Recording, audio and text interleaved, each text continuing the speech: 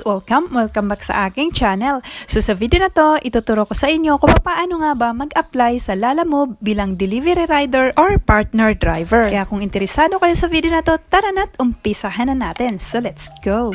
Ayan, so first step, punta lang kayo sa inyong mga App Store kung Apple ang gamit nyo at punta naman kayo sa inyong mga Play Store kung Android ang gamit nyo. Ayan, so i-search lang or i-type lang natin dito yung Lalamove. So be careful kasi dalawang klase yung Lalamove na lalabas kapag i-search mo or itinype mo yung Lalamove. So kailangan ang ilagay natin dito ay Lalamove driver. So Lalamove driver yung i-search natin. So eto siya guys, ganito yung logo niya. Ayan. Ayan, may nakalagay rin na Lalamove driver. Ayan, so i-download lang natin yan. Pag na-i-download na natin ay itap lang natin. Ayan, so i-allow lang natin, pindutin mo lang yung allow, and then dito sa please select your region, tap lang natin yung pinakataas, yung may Asia, so tap lang natin yan. Ayan, so lalabas dito yung mga lugar, so piliin lang natin dito or hanapin nyo lang dyan yung Philippines. So piliin mo lang yung Philippines, piliin mo ang Pilipinas. Charot. Ayan, pag na-tap mo na yung Philippines ay i-allow mo lang and then tap mo lang tong agree. Ayan, so dito tap mo lang yung register. Pagka-tap mo nyan ay click mo lang tong allow or i-tap mo lang yung allow.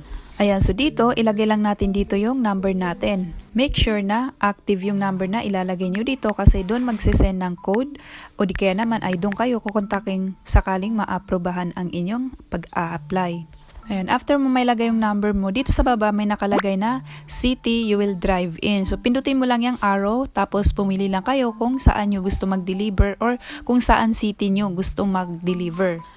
Ayan, so tatlo yung city dyan. So yung Manila, Cebu, at saka yung North and Central Luzon. Ayan, so kapag nakapili ka na, ay tap mo lang yung city na napili mo. And then, after nyan, dito sa baba, nakalagay dyan, piliin ang type ng sasakyan na pag-aari mo. Tap mo lang yung arrow para lumabas yung mga klase ng sasakyan. So, piliin mo lang dito kung ano yung type na sasakyan na meron ka. So, ako, for example, motor yung meron sa amin. So, ito yung pipiliin ko, itong motor. So, tap lang natin yan. Ayan, so dito sa by proceeding, you have read the full text and agreed to the terms and conditions. So, tap mo lang yan box na katabi niyan hanggang sa magkaroon ito ng check. And then, tap mo lang tong get started as a driver. So, tap mo lang yan. And then, dito, ayan, sabi dito, select things that feel hard when touched. Ayan, so, piliin lang natin or piliin ko lang yung matitigas na bagay kapag hinahawakan. I think pwede rin naman to skip pero ako, hindi ko na siya in-skip para rin maipakita ko sa inyo. At kaya sila naglalagay ng ganito para masigurado na hindi tayo robot. Kaya minsan, meron tayo talagang ma-encounter na mga ganito. And then, pagkapili mo nun ay dito magsisend sila ng code doon sa number na nilagay mo. So, hintayin natin and then ilagay lang natin dito. After nyan ay dito sa create your account. Ayan, so ilagay lang natin dito yung pangalan natin dun sa ating ID. And then next, dyan sa baba, may nakalagay na referral code. So kung may referral code ka, ilagay mo lang dyan. Pero kung wala naman, ay laktawan mo na lang yan. And then tap mo lang tong next. Ayan, so dito naman, tell us about yourself. So ilagay nyo lang dito yung date of birth nyo. And then sa baba nyan, ilagay nyo lang dyan yung driver license number nyo. After nyan, tap nyo lang tong next. And then dito sa add vehicle information, ilagay nyo lang dito yung plate number ng sasakyan na gagamitin nyo dito sa Lalamove. And then tap nyo lang tong next. Ayan, so dito meron tinatawag na virtual training. So, basahin lang natin kung ano nga ba yung mga rules, kung ano nga ba yung, basta basahin nyo na lang kung ano-ano nga ba yung pwede nyong matutunan dito or kung ano yung pwede nyong malaman, okay? So, after nyo mabasa, pindutin nyo lang tong continue. So, medyo marami yan. And then, after nyo mabasa, tap nyo lang yung continue, continue, continue. Ayan, so after nyo mabasa lahat yung virtual training ay ayan, sabi dito, salamat partner, dito na nagtatapos ang ating virtual training. So itap mo lang yung okay, and then click mo lang tong submit. Ayan, so yan yung virtual training natin, tapos na.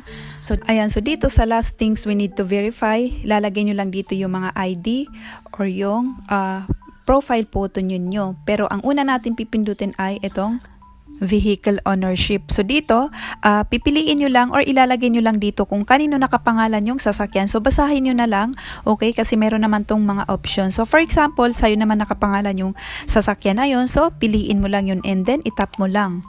Ayun, so dito sa profile photo, pindutin mo lang yan and then mag-selfie ka lang kasi yun yung profile mo dito sa Lalamove. After nyan, dito naman sa driver license ID, tap mo lang yan and then picturean mo lang yung harap ng driver license mo and then i-upload mo. After nun, sa baba niyan ay yung likod naman ng driver license ID mo ang pipicturean mo. So i-upload mo lang din. Ayan, sa baba niyan, vehicle OR and vehicle CR. So picturean nyo lang yon and then i-upload nyo lang din. Tapos sa baba naman yan, nakalagay vehicle back. So picturean nyo lang daw yung likod ng sasakyan nyo kasi para makita nila kung same ba yung plate number na nilagay mo dito sa application at saka yung sasakyan na gagamitin mo, okay? So after nyan guys ay tapos na. So ayan, makikita nyo naman dyan kung ito ay kumpleto na. So after nyo ma-check ay click nyo lang tong submit. Ayan, so after natin ma-tap yung submit ay ayan nakalagay dyan, completed steps. It only takes 1 working day to verify your account. After you complete the process, be a Lalamove partner driver now and get earnings and rewards. So, yan additional info. Maglagay na lang kayo ng additional info once na na-verify na ang inyong mga account ni Lalamove. So, I think ay hanggang dito na lang. Sana ay manatutunan kayo sa video na to or sana ay nakatulong ito sa inyo. Please, give it a thumbs up kung nagustuhan yung video na to and subscribe sa aking channel para updated kayo sa iba ko pang i-upload ng mga video dito sa aking channel. Thanks so much for watching!